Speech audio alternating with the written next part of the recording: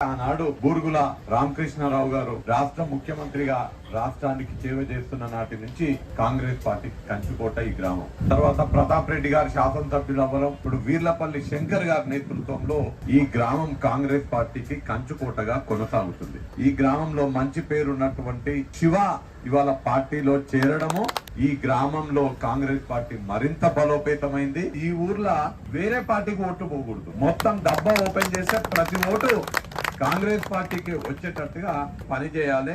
శంకరన్ ఉన్నాడు, ప్రతాపన్ ఉన్నాడు, మీకే ఇబ్బంది లేకుండా చూసుకునేటువంటి బాధ్యత వాళ్ళు తీసుకుంటారు. మీరందరూ చేయగొట్టు కొట్టేసి నన్ను ఎంపీగా గెలిపించి రాహుల్ గాంధీని ప్రధానమంత్రి చేయాలని కోరుతూ బూరుగుల గ్రామం అంటే కాంగ్రెస్ పార్టీకి కంచుకోటాన్ని నిరూపించాల్సినటువంటి బాధ్యత మీ అందరి పైన ఉన్నదని మాట తెలియజేస్తూ జై కాంగ్రెస్. ఆస్తం గుర్తుకే